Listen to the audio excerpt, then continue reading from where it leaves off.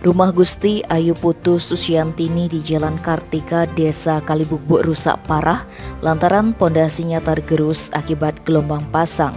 Ditemui Rabu 8 Desember, Gusti Ayu menuturkan saat peristiwa terjadi dia bersama suami dan anak-anaknya tengah tertidur.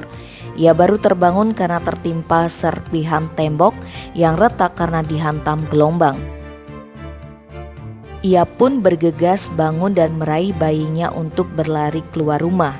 Seluruh anggota keluarganya pun terbangun dan turut keluar rumah menyelamatkan diri.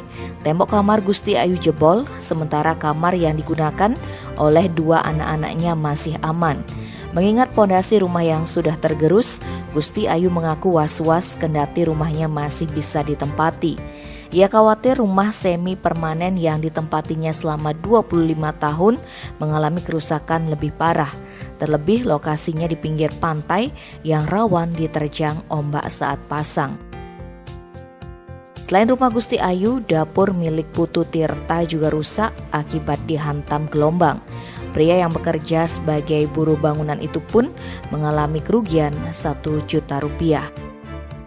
Kendati demikian, Putu mengaku peristiwa serupa kerap terjadi setiap tahunnya ketika terjadi cuaca buruk. Mengingat peristiwa ini rutin terjadi setiap tahun, Putu Tirta mengaku akan pindah mengingat anaknya telah memberikan ia lahan seluas 1 are di desa lain.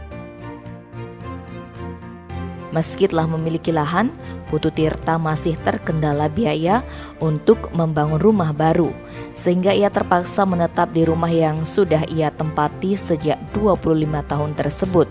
Sementara itu, Perbekal Desa Kalibukbuk Ketut Suka mengatakan 2 warga yang terdampak bencana ini akan segera direlokasi, mengingat lahan yang digunakan bukan milik pribadi melainkan lahan desa adat.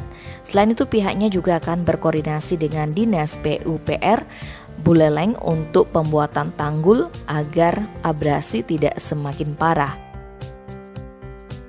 Tim Bali Express melaporkan.